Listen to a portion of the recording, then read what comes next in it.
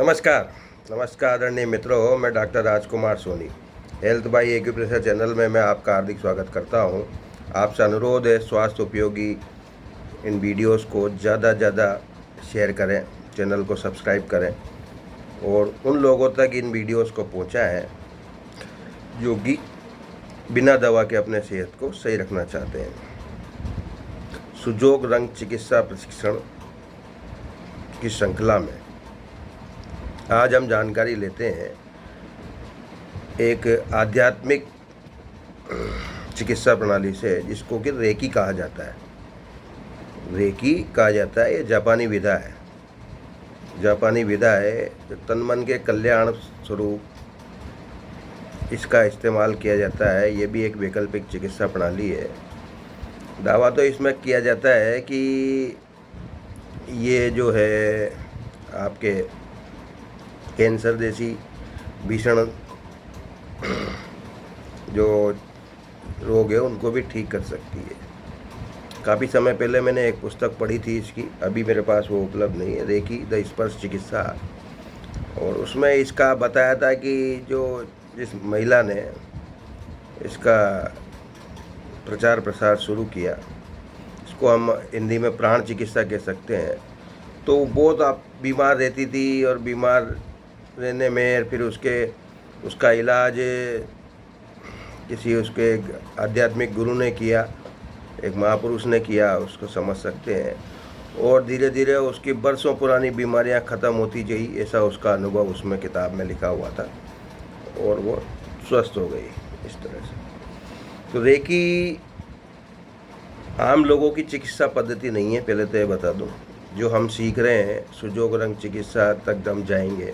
Acupressure जो इस पर वो आपके मैंने रिफ्लेक्सोलॉजी में विभिन्न तरह की, तो वो कोई भी कर सकता है, वो कोई भी कर सकता है। लेकिन रेकी हर कोई नहीं कर सकता, यहाँ तक कि रेकी हर कोई करवा भी नहीं सकता। रेकी हर कोई करवा भी नहीं सकता।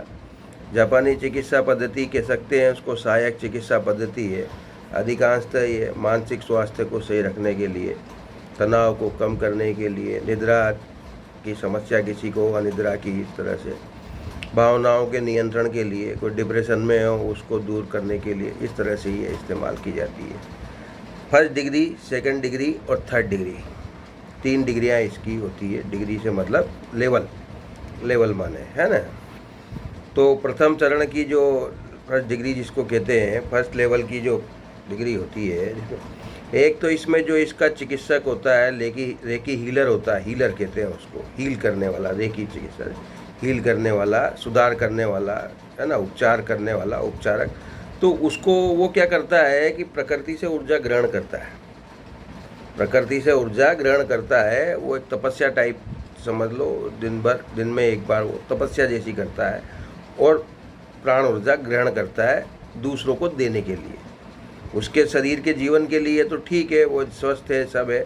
लेकिन वो दूसरों का अगर उपचार करना चाहता है तो वो प्राण ऊर्जा जो है आपके ग्रहण करता है, प्रकृति से लेता है, आध्यात्म स्वरूप।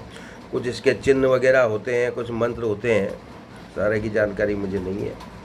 तो वो इसमें उसका जाप करके या तो वो अपने आप को पहले चार्ज करेगा, वो अपने आप को पहले चार्ज करेगा।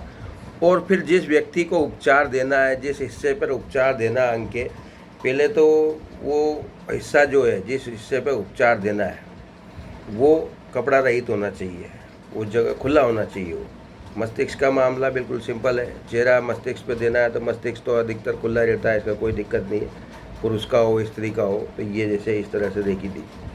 अब उसमें इस तरह से है कि वो दोनों हाथों से दी जाती है। तो जैसे ये एक हाथ यहाँ रख दिया, एक हाथ यहाँ रख दिया। मैंने की नहीं है किसी की, क्योंकि मैंने कभी इसको सीखा भी उसी ढंग से नहीं है। यहाँ कोटा में कई बार शिविर लग चुके हैं रेकी सिखाने के, और मेरे साथ जानने वाले एक ने मुझे कहा भी था कि अपन ज्वाइन करें, लेकिन मेरी इसमें नहीं गया मैं।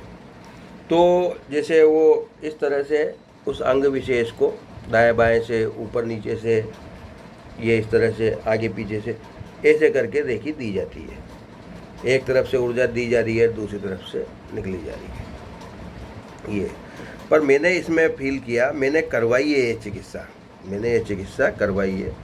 तो प्रारंभिक स्थिति में तो बिल्कुल उसके मरीज के आसपास ही जो फर्स्ट स्टेज की होती है उसको वहीं से जो है आपके दी जाती है ना। ये है, खुद की भी चिकित्सा कर सकता है, छूना पड़ता है उसमें छूना पड़ता है ये है। तो अब उसमें क्या है कि जो चिकित्सा कर रहा है वो पहले एनर्जी लेगा, फिर वो एनर्जी देगा। एक तो लंबा समय लगता है, आधा पौन घंटे से 1 घंटे तक एक व्यक्ति के उपचार में लगता है। अब एक व्यक्ति का उपचार कर दिया, उसके बाद उस जो रेकी हीलर है जो ट्रीटमेंट कर रहा है उसके एनर्जी वो लेवल ख़त्म हो जाता है। इसमें कोई उपकरण नहीं है, शरीर से दी जा रही है तो ख़त्म हो जाता है, फिर उसको चार्ज करना पड़ेगा। अब दिन भर में अगर वो 3 बार 3 जनों को अलग अलग ये उपचार कर रहा है तो 3 बार ही उसको अपनी बॉडी में वो एनर्जी वापस उससे ग्रहण करनी पड़ेगी प्रकृति से। दूसरे लेवल की डिग्री जो होती है, दूसरे लेवल की जो रेकी होती है, डिग्री भी कह सकते हैं उसको, इसमें ग्रैंड मास्टर बनते हैं, है ना। रेकी ग्रैंड मास्टर इसमें कहलाते हैं, रेकी मास्टर कहते हैं उसको, रेकी मास्टर कहते हैं जो इसको करता है इलाज को। और फिर वो जो तीसरे लेवल तक पहुंच जाता है वो ग्रैंड मास्टर जैसी डिग्री हो जाती है उसमें, है ना। तो विशेषता योग्य डॉक्टर कह सकते हैं चिकित्सक उसको। तो दूसरे लेवल में ये होता है कि उसमें उसको छूने की ज़रूरत नहीं होती है, उसमें उसको छूने की ज़रूरत नहीं होती है। आमने सामने अगर बैठे हों दोनों तो दूर से भी उस व्यक्ति का उपचार किया जा सकता है। ये दूसरे लेवल की होती है।